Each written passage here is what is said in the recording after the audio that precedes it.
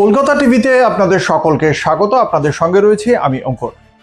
পশ্চিম এশিয়ায় যে উত্তেজনাপূর্ণ আবহাওয়া চলছে এবং তার মধ্যেই এবার প্রধানমন্ত্রী নরেন্দ্র মোদীকে ফোন করলেন আমেরিকার ভাইস প্রেসিডেন্ট জেডি ভান্স, এবং সেখানে বেশ কয়েকটি বিষয় নিয়ে আলোচনা হয়েছে।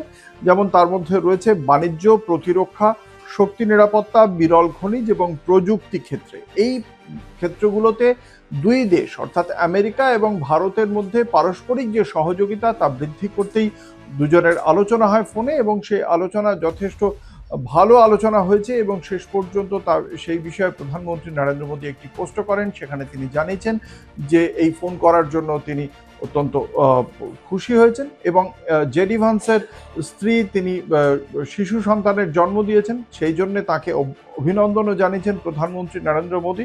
এবং সেখানে যেটা মনে করা হচ্ছে যে এই মুহূর্তে তুরস্ক, পাকিস্তান এবং সৌদি আরব, এই তিনটি দেশ মিলে একটি বিশেষ প্রতিরক্ষা চুক্তি করছে।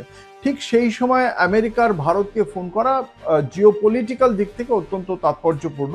কিন্তু একই সঙ্গে আরেকটা বিষয় উঠে আসছে, রাশিয়ার থেকে তেল কেনার ক্ষেত্রে দ্বিতীয় বৃহত্তম ক্রেতা হচ্ছে ভারত, এবং ভারত যেহেতু রাশিয়ার থেকে তেল কিনছে, সেই কারণে ভারতের উপর 100% শুল্ক চাপিয়ে দিয়েছে আমেরিকা। ইতিমধ্যেই সেই বিলটি পাশ হয়ে গিয়েছে। এই বিলটি এবার তারপরে দ্বিতীয় উচ্চকক্ষে পাশ হবে, এবং তারপরেই ডোনাল্ড ট্রাম্প তাতে যদি সই করেন তাহলে বিলটি আইনে পরিণত হবে। ফলে ভারতের ওপর যেখানে আমেরিকা 100% শুল্ক চাপিয়ে দিচ্ছে ভারতের ওপর যে সমস্ত পণ্য রয়েছে, সেই পণ্যের ওপর 100% শুল্ক চাপানোর পরিকল্পনা করে তারা শুধুমাত্র পরিকল্পনা নয়, সেটাকে আইনে পরিণত করার জন্য যা যা পদক্ষেপ, প্রত্যেকটি পদক্ষেপ একের পর এক নিচ্ছে। সেই সময় মার্কিন ভাইস প্রেসিডেন্টের সঙ্গে প্রধানমন্ত্রী নরেন্দ্র মোদীর এই কথোপকথন, তা নিয়ে ইতিমধ্যেই চর্চাও চলছে।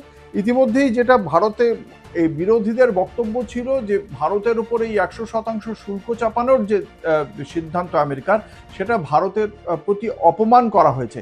যেখানে ইউরোপিয়ান বেশ কিছু দেশ রাশিয়ার থেকে তেল কিনছে, অথচ তাদের শুল্কর থেকে বাইরে রেখেছে, এই 100% শুল্কের বাইরে রেখেছে আমেরিকা, কিন্তু ভারতের ওপর 100% শুল্ক চাপিয়ে রেখেছে। তাও কেন্দ্রের মোদী সরকার এ বিষয়ে নীরব। এমনকি বিদেশ মন্ত্রকও বলেছিল, যখন এই বিলটি পেশ হয় আমেরিকার আইনসভায়, সেই সময় বিদেশ মন্ত্রকের পক্ষ থেকেও বলা হয়েছিল গোটা বিষয়টির ওপর তারা নজর রাখছে, কিন্তু এখনো পর্যন্ত ভারতের তরফ থেকে কোনো পদক্ষেপ দেখতে পাওয়া যায়নি। সেক্ষেত্রে জেডি ভান্সের সঙ্গে এই যে কথোপকথন, তারপরে শুল্ক নিয়ে আমেরিকার কতদূর এগোয় সেদিকে অবশ্যই নজর থাকবে। দেখতে থাকুন কলকাতা টিভি, রাত দিন 7 দিন।